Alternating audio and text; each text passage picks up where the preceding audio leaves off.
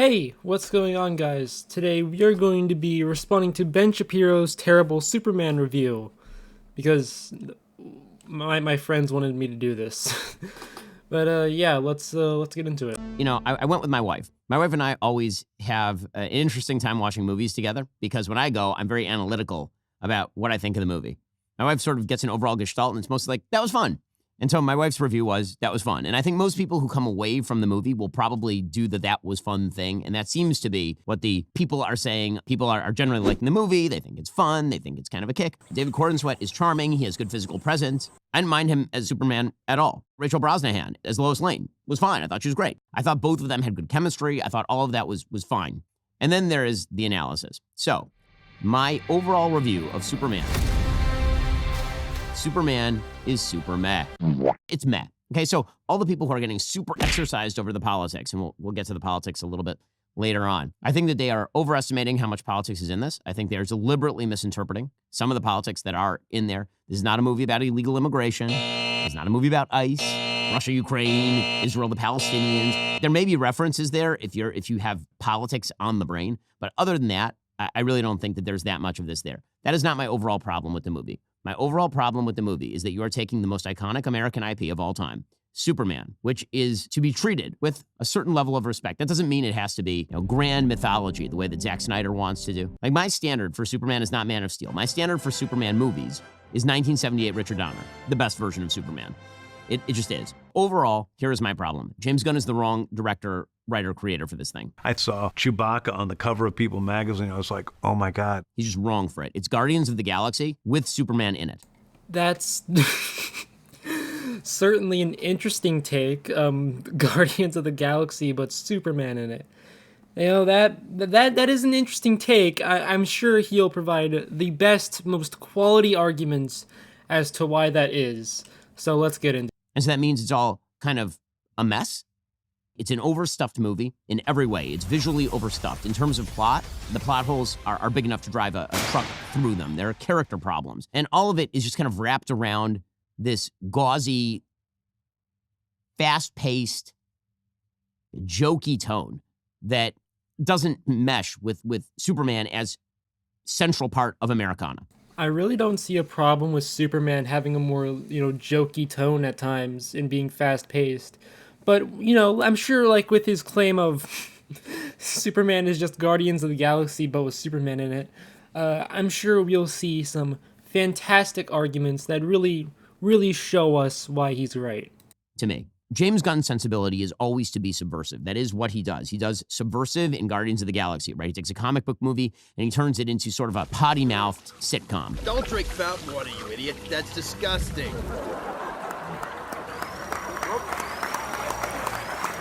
And he does the same thing with Suicide Squad. He takes that same sensibility, and now he's doing that with Superman. Superman robots, I thought I told you to keep an eye on him. We feed the canine, but he is unruly.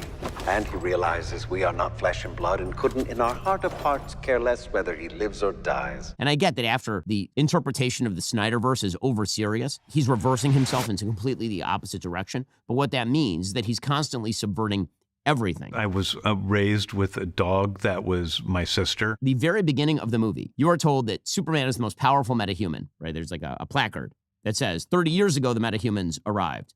3 years ago, Superman emerged. 3 weeks ago, there was an invasion. And now 3 minutes ago, Superman's ass got kicked. I'm not messing around. I'm doing important stuff. He's not very super. He is not the Man of Steel. He is not invulnerable. He gets his ass kicked routinely. He gets locked up in a prison with a character who's making kryptonite out of his hands. So Superman isn't super in this movie because he loses to a clone of himself that is physically superior to him and is being controlled by Lex Luthor, a genius, one of the smartest people in DC, who has studied him for years. He's not super because he loses to that.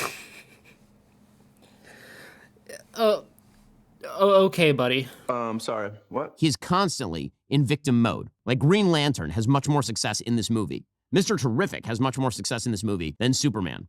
Mr. Terrific? You mean the guy that gets one shot during the final battle by the engineer?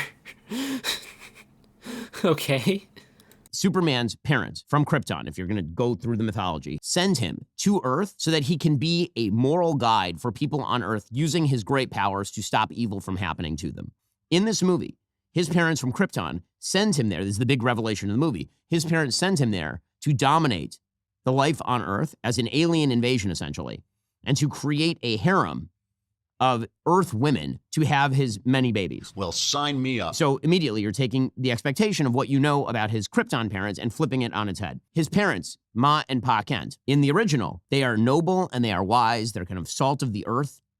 Here, they're basically kind of, I don't know, like down home types who don't seem to, they live in a kind of a crappy house. They're the kind of people who call the TV the box. They're the kind of folks who are sitting around and you know, kind of scratching their butts. They're purposely cast as ugly and non-noble.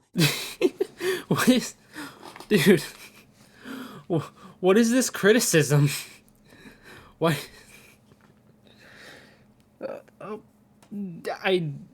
Okay, I guess. This is so funny. Doesn't mean everything they say is bad. It isn't, but.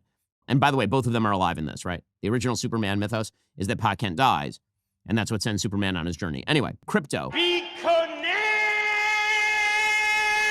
the super dog, is a terrible dog, is a dog that does not, like an idiot dog. Like way worse than my dog Happy. My dog Happy, way better than this dog. Hey, crypto slander will not be tolerated, sir. And my dog makes trouble. This dog is a mess. Supergirl, who you get introduced to for a hot second at the very end, Supergirl is a drunken teenage brat. Right, like anything that you think you know about the Superman universe, James Gunn is determined to debunk in the first half hour of the film. Care to explain why Supergirl's depiction in this movie is a bad thing? No? Okay then. I think that it's a betrayal of the original IP and mildly upsetting. Not like hugely upsetting, but mildly upsetting. That is my critique of James Gunn. He is not the right person for this film because James Gunn is not capable of delving, he's just not. He's not capable of delving into a single character and examining his motivations and what's interesting about that character. He can't do it with Superman. He can't do it with Lois. He can't do it with Lex. Instead, he decides he's just going to toss everything into the stew. And so you end up with this sort of ADHD film where a bunch of things are going on at the same time, but you never get a good, interesting perspective on anybody who's in the film. So Green Lantern is there, and he's kind of just a schmuck, and he's there as comic relief. And then you have Mr. Terrific, who's the actual hero of the film, who you learn nothing about other than he's just kind of a noble do-gooder fellow. And you have all these superheroes who are wandering around. You never get any information about them that makes them interesting or sympathetic or even particularly cool. While I can agree that I would have liked to see more of the Justice Gang, I also don't think it was necessary. They're mainly here to contrast with Superman. Like, that's basically their purpose in the movie, is to contrast Superman. We get to see what heroes who more focus on the objective rather than saving as many people as possible, right? So I feel like they fulfill their role perfectly fine. Could we learn more about them in this movie? Sure, we could have. But I am perfectly fine if they just want to flesh them out a little bit later on. But you don't know the motivations of any of the villains, except for Lex, who it turns out is just really kind of jealous of Superman because Superman has superpowers, and Lex is like, I'm really smart, and Superman is really strong, so why do people like Superman more than they like me? Which is a pretty boring motivation. So, do you just not like Lex Luthor in general then? Or just this one? Like, his jealousy and envy towards Superman is like a big driving force for him. So I'm guessing you just don't like Lex in general then?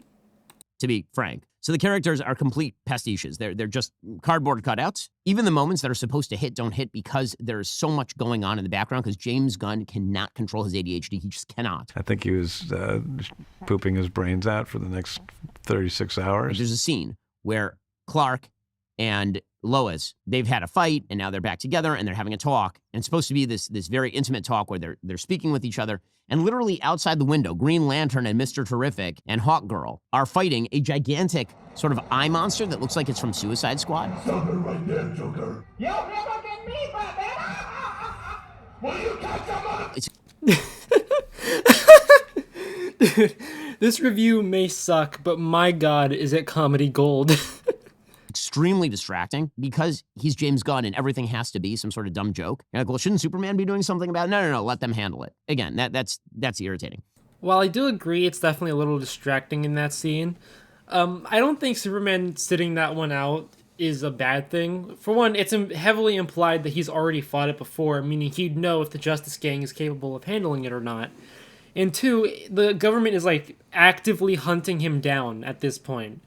So if they try to stop him while he's trying to, stop the imp or whatever, like they could be potentially putting themselves in harm's way or jeopardizing, the mission of, stopping the imp. So I don't think it's that big of a deal, the fact that he's not helping, but yeah, it's definitely a little distracting in that scene. I can't lie. As far as the plot itself makes very little sense. The plot is basically that Lex Luthor has decided that he is going to make a deal with a foreign politician who the left wants to believe is both Vladimir Putin and Benjamin Netanyahu, but actually is just kind of nothing, is going to invade another country. And Superman stops that invasion. Apparently, Lex wants to use this as an excuse to box up Superman, saying that he's running counter to American foreign policy. Now, we've seen that iteration in other movies, right? That was in Batman versus Superman. You've seen it in other versions of the Superman story, but it's not really taken kind of to its ultimate extreme politically.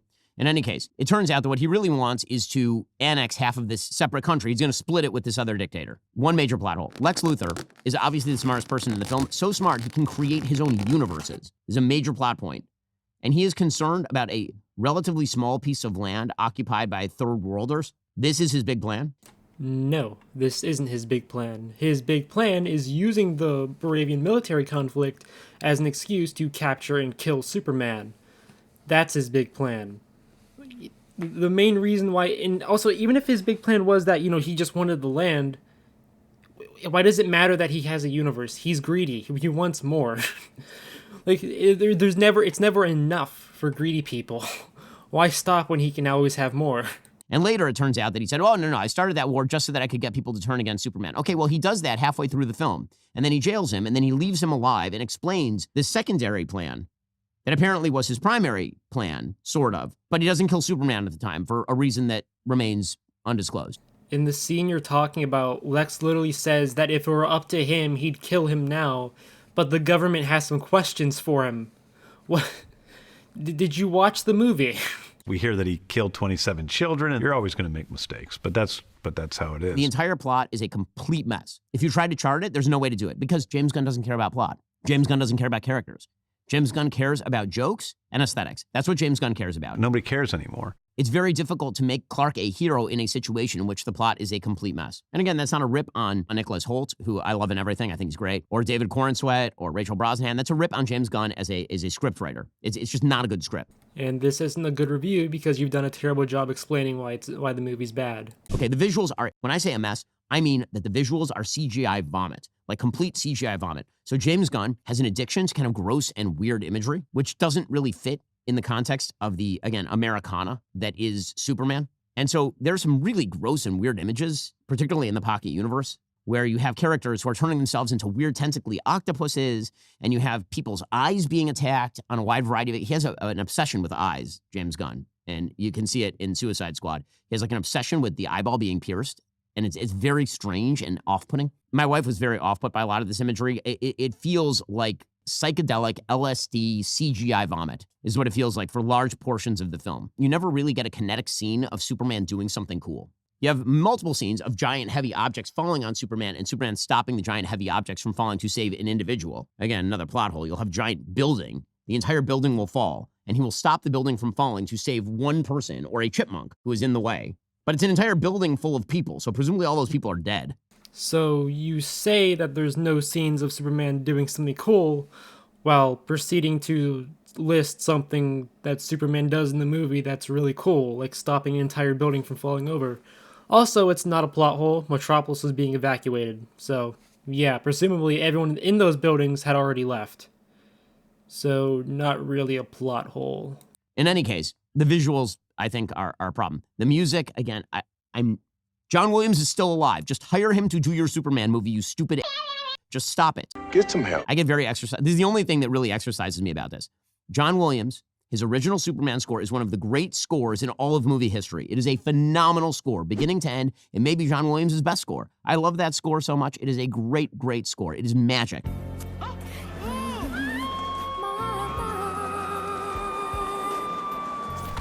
And what do? They take the original theme and they play a few notes from it because it's so iconic, and then they underscore it with nothing, with like a pedal tone. It sucks. The music is awful. The score is terrible. Just play the original score. The original score is good. The original score is magic. You feel the magic when Superman flies in the original score. Like, what are you doing? Okay, then we get to the actual politics. So I know, this is what people are waiting for. They're waiting for my political rip. Considering how subjective music is, sure, that's your opinion. Alright, so the next part of his video is just going into politics and whatever surrounding the movie. I don't like talking about politics, so we're just going to skip over that until he's finished because I'm just not a fan of politics and I don't like talking about them. So let's skip ahead in the video, shall we?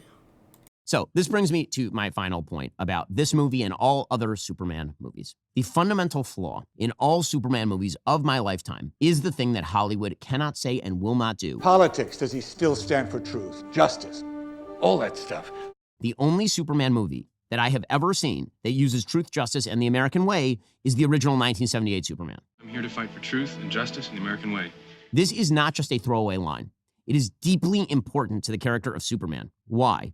Well, because take Superman just as a character. Superman is unbelievably powerful, unstoppable. He's faster than anyone. He has X-ray and laser vision. He's stronger than anyone, right? He's basically a god on Earth, and the biggest god. He's Zeus, right? He can do whatever he wants. And so, why is he the good guy? Why isn't Lex Luthor right? I'm sorry, are you asking why the genocidal billionaire is in the wrong? Because, let's be real, if there were a person on Earth who actually had those powers, Americans would rightly be very much afraid of that.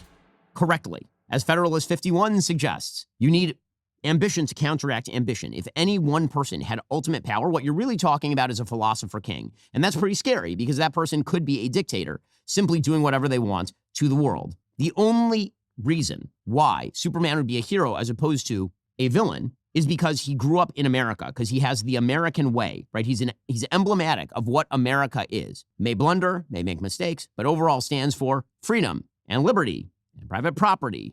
Yes, because growing up in America automatically makes you just the nicest, most moral person imaginable. Yep, that's how that works, yep. And you from any other country, you're low-key evil. That's so stupid. It goes against the message of the movie being that it doesn't matter like where you come from or who your parents are because it's like your choices that make you who you are, not like where you're from. So you're literally going against the message of the entire movie. Also, since when has Superman stood for private property? Yes, Superman, the ultimate symbol of private property. Are you serious? And free speech and all of those things. All that stuff. Right? All the good American stuff. There's a great comic book called Superman Red Sun. It's an alternative universe in which Superman's capsule from Krypton lands in Soviet Russia. And he grows up as the emblem of Soviet Russia. And he's evil because he grew up in Soviet Russia. Because if you... Yes, because everyone in Russia would just be an evil dictator the first chance they got. Yep, that's how that works. Yep. Also, clearly you didn't read that comic because the reason why Superman does what he does in that comic isn't because he grew up in Soviet Russia, it's because he's being manipulated by Brainiac. So clearly you didn't read the comic. Give that power, that amount of power to an evil ideology, then evil ensues. So this is why it's really important. It's not just truth, justice, and the human way, or truth, justice, and all that good stuff. There's a specific definition of Americanism that says that this is why America, for example, should be a world power. Because America is better than other countries. And people who live in accordance with Americanism make the world better if they have more power. That's why America is good. Because otherwise, Superman is bad. Yes, because your country defines who you are, not your personality, not your choices you make, none of that. No, your country decides whether or not you're good or evil. And if you're in America, automatically good person, best thing to ever happen. That's how that works because nuance doesn't exist. America is good, everyone else sucks, according to Ben Shapiro. And Lex Luthor is right, and we should restrict his power. And we should jail him. And we should check and balance him. And we should not let him be free. The problem is that Hollywood cannot say the American way because they don't believe in the American way. They don't believe that America is unique. They don't believe in these American basic values and principles and rights. They have a hard time even with the idea that like the values of Ma and Pa Kent back on the farm are values that ought to be promulgated in the best of all possible circumstances. Ma and Pa Kent aren't good people just because they're from America. They're good people because they, are good moral people. Being from America doesn't have anything to do with that. What? And so what they come away with in kind of the key moment in this movie, for example, is Pa Kent telling Clark that parents don't make missions for their kids, right? They don't make their kids kind of what they are in terms of what they should be. They give kids the tools to choose what they want to be, and then those choices make those kids what they are. Okay, that's kind of half true and half not. Of course, you give your kids the tools to make choices in life, but you also try to define the mission your kid should have in life. That's maybe the most important thing you do as a parent. Direct them in a world of choices at what is the ultimate good, what is the ultimate goal. Hollywood is not run by people who believe that there is such a thing as an ultimate good or an ultimate goal. It's run by moral relativists who have a kind of, at best, soft-pedaled, generic, be nice attitude toward the world, which is why Superman's defense of intervening in this foreign conflict is, People were going to die. okay, well, people would die on the other side, presumably, if you didn't intervene. Which is why he intervenes. He doesn't want people to die? What? I don't... What? Or people die every day in conflicts all over the world. Right? The reason that Clark or Superman is supposed to intervene is because one side is right and one side is wrong. And unless you are willing to simply say that all foreign policy situations in which people die under any circumstances are equivalent, which I don't think is right, then you end up in this kind of weird generic place. The central question of Superman has never really been handled by any movie, and it's certainly not handled here, which is why should one person be given this much power? And the answer is he shouldn't, unless he is essentially just a metaphor for what makes America awesome. So basically, you just want Superman to be America is awesome propaganda. Okay, certainly one way to look at the character, I suppose. To each their own, I guess. Which is what Superman was designed to be. This is why Superman in the original comics is punching Hitler. Because he is the American way and not the German way or the Soviet way or the Chinese way, which are different things. So again, that is the... Quit bringing up Red Sun Superman. You didn't read the comic, nor do you understand it.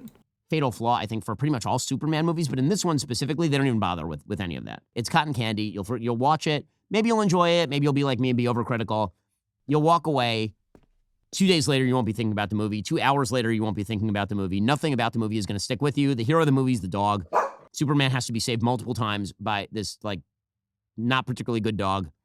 I mean, he's a good doggo, I suppose, but he really is badly behaved, this dog. Yeah, that's pretty much it. So my overall review, 2 out of 5 stars. Meh. I think that the stars do their best with bad material given to them by James Gunn. The worm's going in through the mouth and helping him as he's sobbing. And, it's kneeling at the end of the bed, and I was on the other side of the bed for that whole time. Good job by David Corenswet. Good job by Rachel Brosnahan. Good job by Nicholas Hoult. Good job by Eddie Gathegi as Mr. Terrific. But, Superman, as I say, super meh. Sums up my thoughts on this video very well. This video was really meh. But yeah, so this review was really bad. Its only saving grace was how funny it was. So I think I'm going to end it here. Remember, guys, don't go sending any hate to him for his take on the movie, as bad and terrible as it may be. So with that, I'll see you guys next time.